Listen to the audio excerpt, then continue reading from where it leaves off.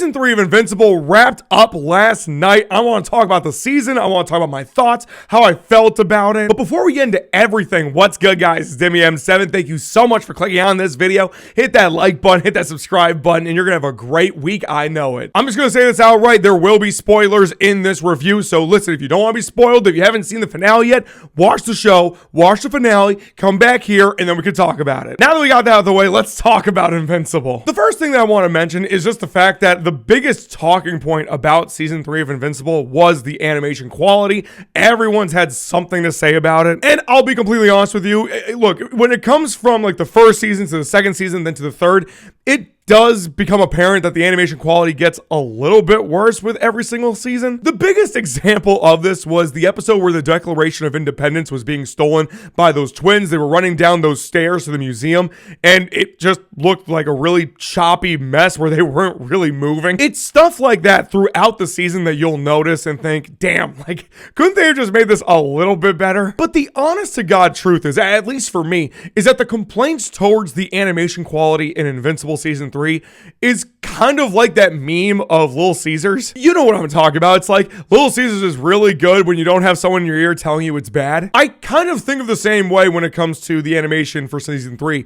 It's not awful. It's not the worst animated thing you'll ever see in your life. It's just not as good as what Season 1 was. Because at the end of the day, there's still plenty of moments that are animated well enough to get the point across, and there are some things that just look great at points. And let's just be honest, when you have a story and characters that are this well written, you can get away with some bad animation. And that leads me to my favorite thing about Season 3 of Invincible easily, and it's the writing and the characters. Look, it's pretty obvious at this point that Invincible has become the superhero show right now. I mean, we know that Marvel has been putting out some stuff. We know that DC has had their animated show, Creature Commandos, already out. And then, of course, I have to bring up The Boys as well, which is also very popular. But I think Invincible takes the crown for superhero shows right now being the best and the most exciting. And the reason for that is the characters, and specifically with what's going on with Mark this season. Because with this season, it can really be divided into 3 separate compartments when we're talking about Mark and his character. You've got the stuff that he's dealing with his little brother Oliver, you've got the stuff that he's dealing with Cecil, and then of course you have the stuff that he's dealing with Adam Eve. You see, throughout the season, Oliver wants to be a hero, he wants to fight with Mark,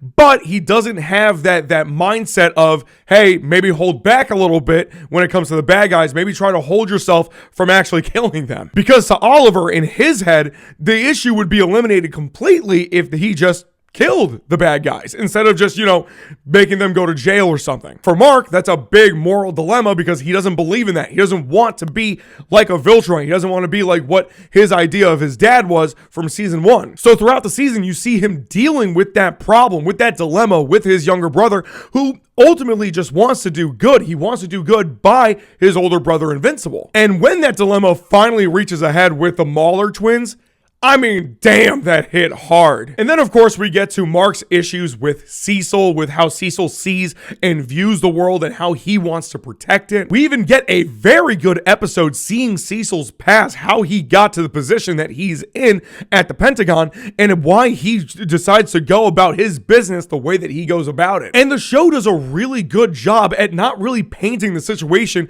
completely black and white. Like, there really is some gray area there. You really understand where both Cecil and Mark are coming from in their ideologies, and it's sometimes hard to tell who's really more in the right. There were plenty of moments after Mark's falling out with Cecil that you just kind of think, maybe you should kind of listen to him. Maybe you should kind of do what he's saying. But on the flip side, you also know that Cecil does hold a lot of things very close to his chest, and sometimes it's hard to trust the guy. Even though that you know deep down that all Cecil wants is to protect the Earth at all costs from any threat that could arrive, it still becomes hard to trust the guy because of how much he keeps as a secret or how much he keeps his heroes in the dark. And there's no bigger example of that than when it was discovered that Cecil actually put something in Mark's brain to create this sound that becomes very painful for him. Cecil did it as a countermeasure to whatever Mark could end up doing, and that's what creates the divide between Cecil and the heroes in general. It's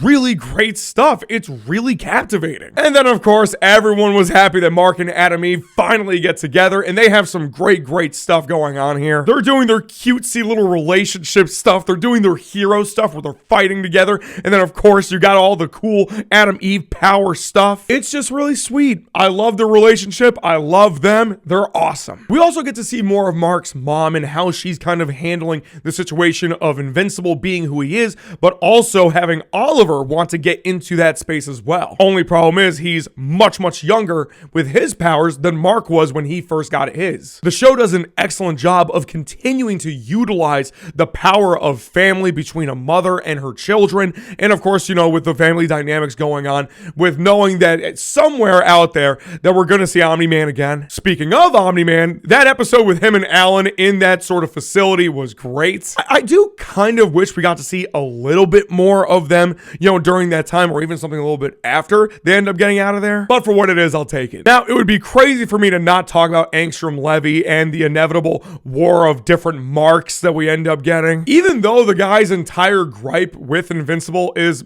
a little bit convoluted, it still was crazy to witness. And the aftermath of that war ends up leading to the finale. And of course, we all know it ended up with seeing Conquest fighting Invincible. And man, let me tell you, we've seen a lot of gory fights in this show. We've seen a lot of bloody, hard-hitting fights.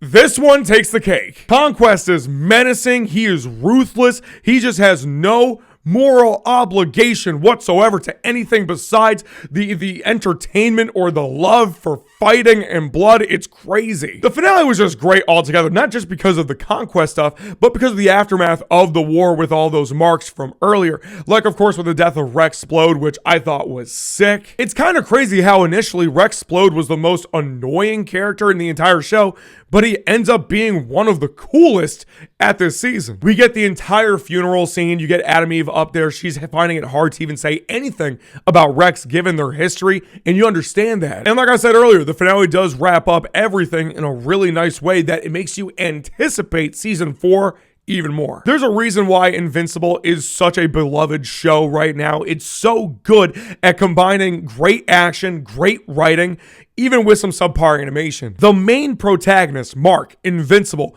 he's not perfect. And you know, I see people bring up online all the time, why is this guy's name Invincible when he keeps getting beat up all the time?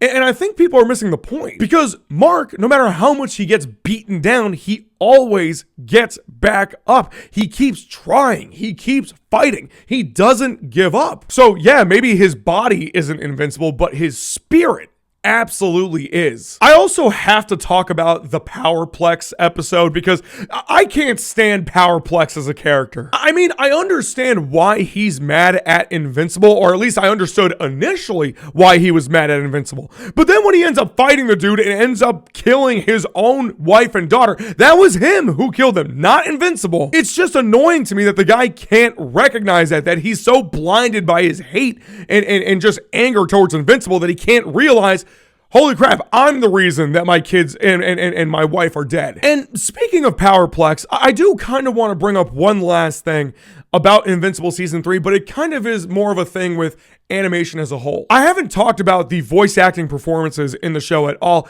because it's kind of pointless. It's great. You know it's going to be great. Everyone in the cast does a phenomenal job. They're all putting in fantastic performances with their characters. But if I could just be critical for just a second, I'm getting really tired of these really popular animated shows and really popular animated movies casting these big A-list or even B-list celebrities to voice these characters, when there's an entire world of fabulous voice actors out there that you could cast for this. Like, just off the top, Mark, Stephen Ewan, right? He's been in big movies. He's going to continue being in big live action movies that you'll be seeing in theaters. Or how about Multipaul? You know who voices him? Simu Liu, Shang-Chi. He was just in Barbie. He's going to be in other movies too. And then, of course, like I said, we got Powerplex, who's voiced by Aaron Paul, aka Jesse Pinkman. Now, let me be clear again. I'm not saying any of those guys have done bad with their characters. They've actually done great performances with their characters. But my point is, there's so many voice actors, strictly voice actors out there that, would relish and would love the opportunity to voice characters for such a popular show like this. Whereas instead, we're just getting a lot of big name celebrities that we see in movies, live action. We see their faces and everything. We know who they are. I'm just saying, as a whole, for the animation genre or animation medium, let's just start casting more real voice actors instead of just, actors who want to do voice work. You get what I'm saying? But yeah, Invincible Season 3, it was terrific. It was great. I was hooked on it each and every episode, and I'll continue to be hooked on it for each and every episode, I'm sure, when Season 4 comes out. Thankfully, it sounds like Season 4 is actually be coming out early 2026, so we don't have to wait too long to get it. But yeah, that's just all I have to say about it. Let me know in the comments what you thought about Invincible Season 3, and until next time, peace.